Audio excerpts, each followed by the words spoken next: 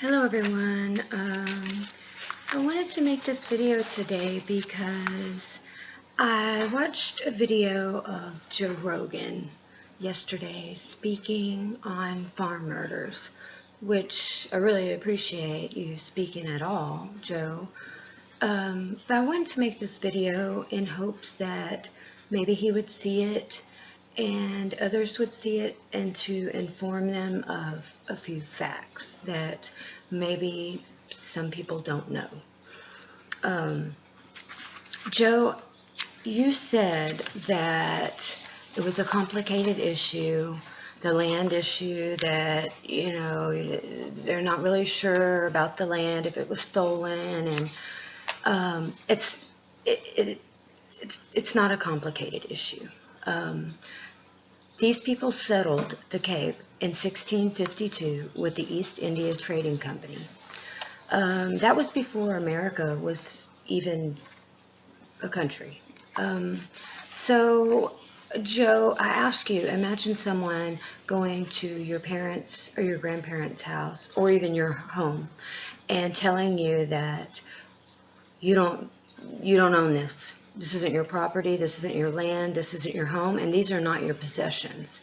Because 400 years ago, your people conquered the land and stole it from Native Americans. Would you be willing to give up your land? Would your grandparents? Would your parents? It sounds ridiculous, right? In America, we do not punish the sons for crimes of the father, no matter what happened. And none of us know what really happened 400 years ago. So these people are not 400 years old. They were born there. They didn't ask where to be born.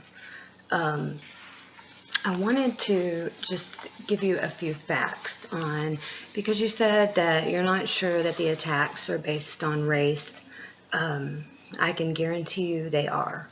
This is the reason for the hours of torture, for them killing the men last, so that they can see the brutal torture, gang rape, and murder of their wives and children first. The point is to inflict as much harm. They brag openly about this online. I have hundreds of files of them bragging openly of raping white children with intent to infect them with AIDS, of attacking white women, of all kind of despicable things. I've been attacked myself and threatened with rape for supporting these people. So I just wanted to tell you a few things. First, I have here an amendment to the Broad-Based Black Economic Empowerment Act. And this was in 2014. So, and you can see it's from the Republic of South Africa. It's got the date, the act, all of that. And I'll just read you a little part of this amendment.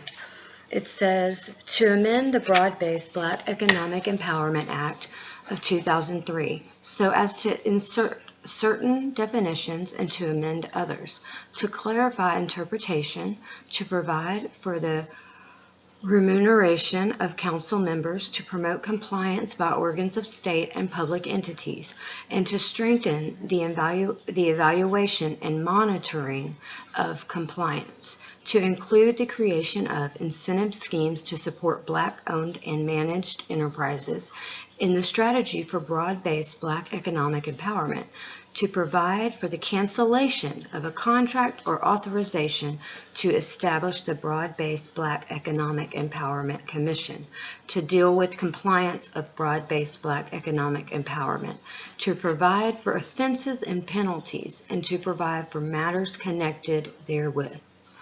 So, in this act, what this basically states, businesses are only allowed to have a 7% white workforce. If they do not abide by this, they are not able to get licenses. They are, I don't know how often, but they come in and check, and it doesn't matter your qualifications. That's racist. That's a racist law. When they put this act into place, so many good, hardworking, normal, everyday people lost everything, lost their homes, lost everything they owned. And this is the reason there are so many squatter camps. A lot of those people were just normal, hardworking people living paycheck to paycheck. And when this happened, they lost everything. And now they're unable to get jobs. It's so hard for a white person to be hired.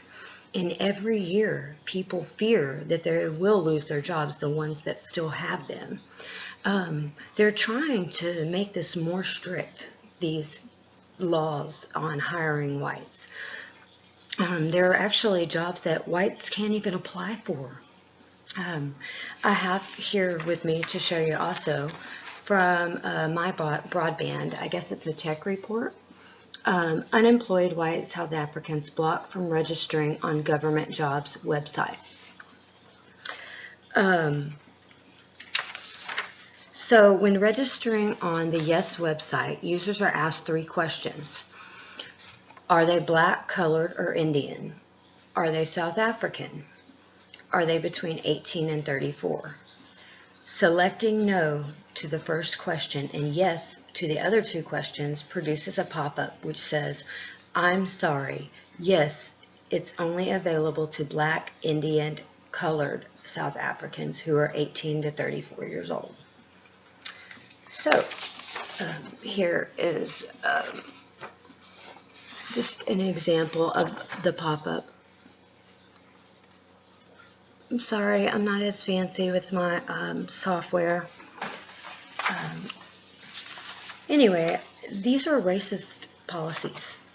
And now on top of keeping them from being able to work, you want to steal their land, their homes, everything, their ancestors' blood, sweat, and tears are in that land. It just blows my mind. I mean, how are their children to have a future there? I'm speaking out to you in hopes that your voice is big, mine is small.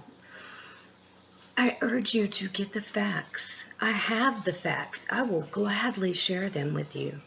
I have files compiled that I've been planning to send in to the White House, to the State Department. I have so much stuff. I have their constitution, which Cyril Ramaphosa is changing so that he can take this land without compensation. And one more thing is that you spoke about a crazy man that had been kicked out of somewhere for singing his Kill the Boer song or whatever reason. This is not just a crazy man who has no say in anything. This crazy man is Julius Malema, and he is the leader of the EFF political party. And they are radical. I mean, they sing Kill the Boer, Kill the Farmer, genocide, one white settler, one bullet, one white baby. This is what they say. He openly sings this to his followers who sing along. And so many of them are brainwashed already. But I ask you, Joe Rogan, do not take this lightly. This party, the EFF party, even though they don't fully control the government, they control a lot of the ANC and their choices because they're bullies, and the ANC are passive to them. I believe something like 30% of the South African police force are EFF members. This man holds power. Were the EFF to take over the government, all whites would be slaughtered. I mean, that's just a fact. And everyone knows that if these faces were not white, this would be the #1 story in the world. It's against international law to seize people's land without compensation. And think about if it were you. What if it were you? What if someone walked up to your home in America and told you they were taking it because it didn't belong to you? It sounds insane, because it is. So I urge you, Joe, and any other Americans who see this, to please get the information for yourself. This is very real, and this is happening. I speak to many of these people every day, and no one realizes how dire and how desperate this situation is for them. I urge you to speak to some of them yourself. They're not Nazis. They're not white supremacists. They're normal, hard-working people. They're a lot like Texans. They just want to live in peace, and they just want their children to be safe and live in a place where they can have a future. And that is obviously not possible in South Africa today, which once was booming economically, beautiful, now burning, and rampant with corruption, ANC corruption. I mean, they're children of these politicians. I've seen their post on Instagram. They post pictures of gold AK-47s, private jets, Lamborghinis, huge wads of cash. Does anyone in America know of politicians whose children live in such ways? Where does the money come from? Why are people starving? Why is the AIDS epidemic so bad? Where's the $500 million in aid that we send over there? None of this aid is allowed to whites, by the way. These children in squatter camps, none of this aid goes to them. They're denied it. A lot of them are denied even being able to attend school because they're white. The water trucks pass these white children by, these squatter camps. They don't even stop. I urge you to get the facts, Joe Rogan, and not straddle the fence. But when you see the facts, to take a stand, because you can reach so many. And if Americans were informed of the truth and had the facts, there would be outrage. You know the media lies. They lean so far left we can't depend on them for any true information. Google is far left. You can't Google this and get the truth. You get the lies. You have to really search to find the truth. And I urge everyone to do this. Thank you. And to all my South African friends, I worry for you daily, and I fight for you daily, and I promise you that I will not give up until there is a solution.